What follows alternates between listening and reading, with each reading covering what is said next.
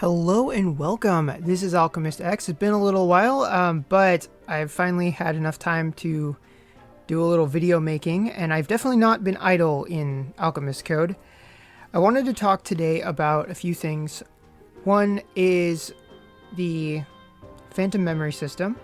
Another is just a real quick aside about some forced setup hell levels where you can get specific enlightenment shards for certain characters. And then finally, the brand new implementation of Memento, I guess Enlightenment, you could call it, just raises the max level, has a couple of nice bonuses to it. So first, let's start with those blue bubbles. If you've been asking yourself, what are these things? There's a gacha for them, it's different characters. If you've played enough gacha games, you probably would intuit what they are. You know, in a way, it's just a secondary rune system, just functions a little bit different, but let's go ahead and take a look at it. So, based on how enlightened your units are, how raised, they will unlock different slots. So you have one in the center, and that's kind of your main stat booster. They have different ranks. We'll talk about leveling them in just a moment. And then in the subsettings, if you connect certain characters, you'll get additional bonuses. Some of these bonuses may raise the cap of a stat that you might care about, like say M attack. Other times they can provide additional bonuses, like say an area of attack bonus that's just added to your character. So for Legacy Ouroboros, I got herself as the main thing. Most of the time, just getting the unit themselves and then having some related characters is a good way to go, but not always. It's going to depend on which Phantom Memory pieces you have and what stats and what bonuses you want to get. So I have two different bonuses, one for the Ouroboros trio and then one for adding Emmel. My Emmel is in use for Zafiris, otherwise I'd probably have that fourth slot go to Emmel for a third bonus, but I think she's stacked enough as it is. So when it comes to raising these things, it's pretty much a duplicate based system. Not entirely unlike raising units, just in a much smaller scale. So as you can see, they're lettered, D, presumably through S. I don't have anything that's higher than B right now, so I don't know if S really exists yet, but it would make sense. Most Japanese things do that. So to raise a D character to C, you just need a single duplicate. And then that number goes up as you get higher and higher. So you're going to need progressively more duplicates in order to get that done. So just summoning is going to give you the coins that you use to summon them. You don't actually use gems. Sometimes you'll get free things as part of certain banners, like, oh, here's a free A rank, this person, if you go for their memento. But in general, you use coins that you get from spending gems and doing dailies, and then you throw those into the gacha.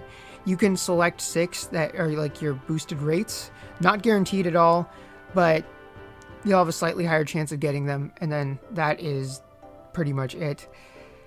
So overall, pretty intuitive system. The only real hang-up is the language barrier. So even if you're getting to the point where you might have the different symbols that for the different stats, specifically attack stats, memorized, you still might need to take a screen cap and go into Google Translate to get some of the details of the set bonuses.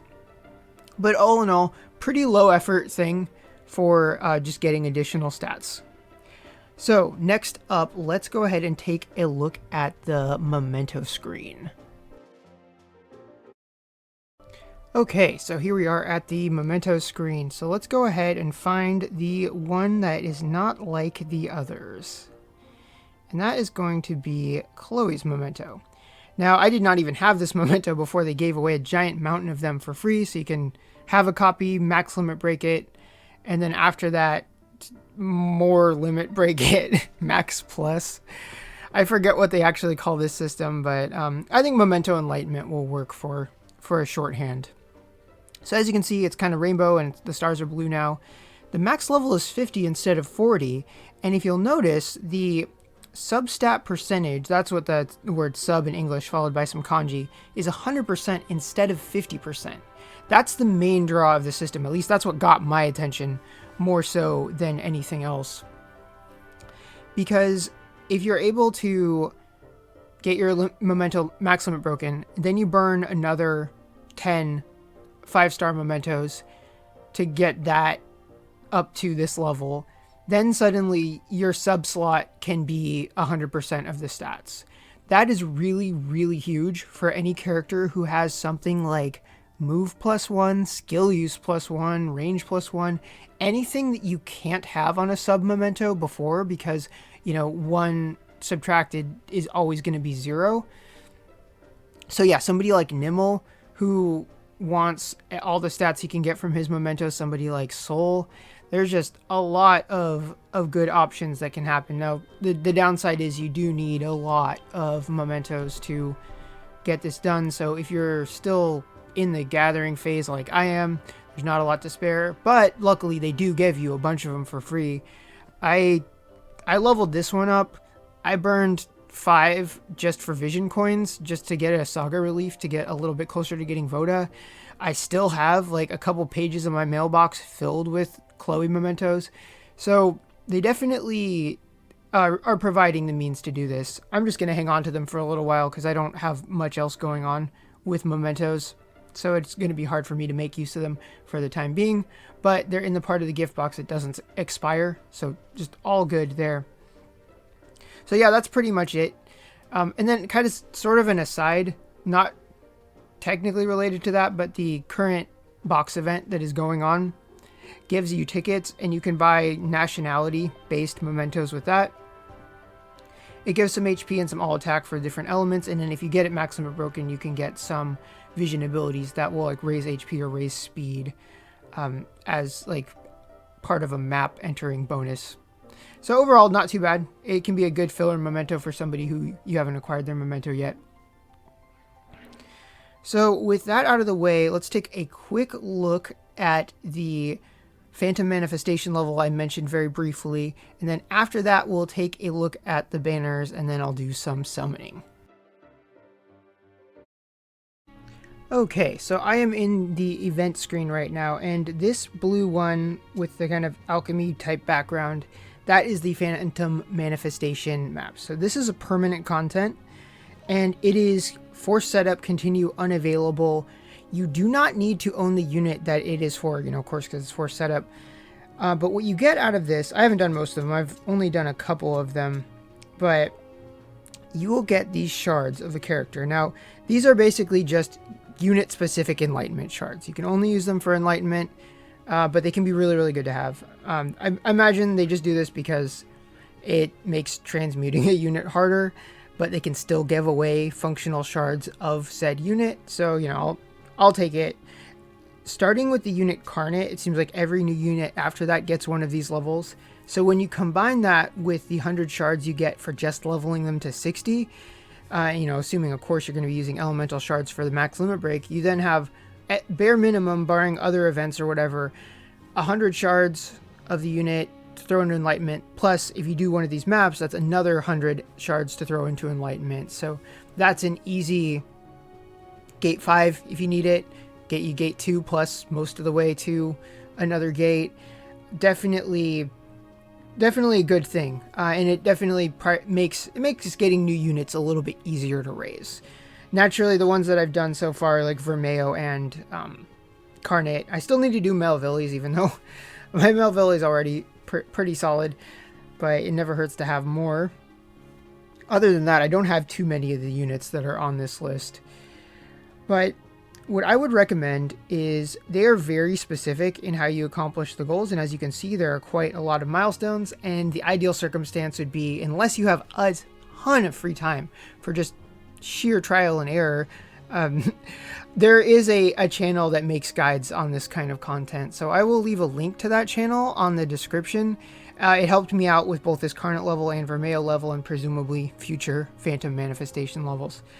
So yeah, that's all I've got to say about that. So let's go ahead and take a look at the banners. And here we are at the banners. So ironically, the one that I want to talk the most about is no longer on here because I did all 3 of them.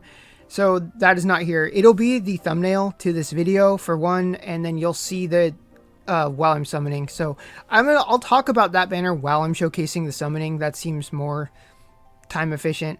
But before getting that, I just wanted to do a couple of honorable mentions. If units are not your focus and mementos are, then the 7-step has a selector at the end. It should cover everything before January. So as long as you're not looking for like Lil or Nidhogg's or Mercia's, anything like that, you should be able to get it from this banner. So that's definitely good. It does have a counterpart for units, but it doesn't have a unit selector on step 7. And so overall, it's harder for me to recommend this because, yeah, you do get a 5-star on every step, which can be really, really handy. But when there's another banner that's a little bit more expensive per step, but guarantees that one unit to be limited from a pretty select pool, and you get to choose which pool you're drawing from, definitely that one's the better option. So really, I would just recommend going for the limited banner unless you care about mementos, and that might get a higher priority. So yeah, that's all I have to say about that. So let me showcase some of the results that I got from that banner while I talk about that. Okay, so let's jump into it. First things first, this is going to jump around a little bit because it's not in chronological order. I just kind of threw this footage together and sped it up. And then there was one specific pull, which I think chronologically was the very first one I did. I wanted to save that one for last and probably understand why once it happens. So what makes this banner so great? Well, the guaranteed limited, all 5 stars you pull will be from this limited pool. And then any duplicate is 100 shards. So I think that's well worth the price tag of 3k gems per pull. If there's only one pool you care about, then you're just looking at 9k if you want to complete the banner. If you want to do all 9 of them, you can spend 27k. I think that's pretty great, assuming that you've got the gems for it and it makes sense for you to do so. If you are pretty set on units and you've already got more than you can conceivably raise for a while, then you might want to not do all of it. But I think it's hard to justify completely skipping it because you get a gem spent bonus that's exactly 3k gems, so just doing one step of this would satisfy that, so it's already discounted in that capacity. And then you get yourself a limited unit, hopefully one that you want to have. There's a couple that I would consider either duds or not ideal. Like there's some units I just don't want, like Rochelle, any of the Dark Phantoms. I did get Dark Zain from one of them. I completely left that out of it because he was the only limited unit. And also, look, there's a Rochelle. But don't worry, this is not Assault video. It was way more good than bad. Especially because I was looking at my new units sorted by acquired, and there were 9 total. So that means I got 9 new units, and that's not counting all of the duplicates like Melvray, which is a unit I use all the time. She is amazing. I'm surprised, all the hype when I started playing was around Lindlake, which, I mean, he is pretty bananas, with his preemptive counter and crit heals and just obliterating things. But there's more to the game than just damage, and the support that Melvray provides, especially the amount of roles in the support that she fulfills, it's just amazing. I think she's kind of her generation's Nyx in a lot of ways. She even has Arcana Ratty to go along with that. She doesn't do exactly the same things he does, but it's kind of a similar vein of just a lot of support consolidated into one unit. But the way I would approach this, if you are not sure what you want to do as far as which one to pull on, especially if you only wanted to pick one, you can do what I did. So originally I was only going to plan on pulling on one set of 3, and then eventually I decided, I should just do all of them, get myself as many limited units as I can, and enjoy a banner this amazing, where even someone like me who typically doesn't have amazing gacha luck can still get a ton of really good results just because the floor of the summon is pretty good. But what I was thinking was I translated the list of available units per pool. There's a couple of weird names, like Vlad being Brad or Ryui being Liu, which was how the translator I was using translated it. So what I ended up doing was comparing it with the database to make sure that the names matched. And then once I knew who was who, this is my first version 2 unit, by the way, but once I knew who was who, I just put it into a document and I just highlighted the names in red that I'd consider the most optimal, any of the dragons, certain Genesis units, etc. Then I highlighted the ones where it's like, yeah, it's not the ones I want most, but I'll definitely take it. And then I highlighted the ones where it's like I don't have any plans to raise the unit, which is pretty small overall, but like Rochelle was one of them. The Dark Phantoms, like the original 4 Dark Phantoms, or some in general. So I looked at which pool had the most wanted units, which ones had the most unwanted or the most medium. Of course, your mileage will vary because different units are going to appeal to you. For me personally, I found number 3 was the best overall, because it had a bunch of my favorite units like Sol, Ignacio, plus duplicates of people like Enmel. So that one definitely. Number 2, however, had a lot of like, it didn't have quantity, but it had definitely quality. Like you could potentially get Lindlake, you get Andex, bunch of good ones. One had a few that I really want, like of course Clable, but definitely the least overall value. But that's just for me. Like your experience could be entirely different. So I definitely recommend looking that up if you're not sure. In general, though, I don't think it should take a ton of convincing. Just when you have a format like this, it's hard to go wrong. I just think if you're saving for something really specific, then maybe go light on it. But other than that, I just think whether you're a new player or an older player, there's a lot that you can benefit from, because there's a lot of characters on here. 100 shards can make a pretty good difference, and they're pretty hard to get. And then, as always, with any really, really good banner style like this, it makes an excellent option for rerolling, because they give you 20k gems when you first start playing. It's not that hard to earn a few more, so you should be able to, just doing a few missions here and there, get enough to do the beginner banner 9-step, get yourself the narrow Enmel and Zafiris, and then do one of these till you get the one that you want.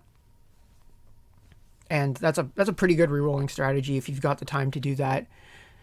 Certainly less time consuming, I think, than it would be if you were trying to do it from a 5k. So yeah, it's kind of rare that I get the chance to do this, but because especially now, like with this banner, I'm going to be pretty much set on units. Now, granted, a couple of elements were pretty underrepresented here. Like I didn't get any fire, which is fine because fire's my strongest element currently. But I also didn't get any light. I have no idea why, but light just simply does not like me in this game. Opposite of global.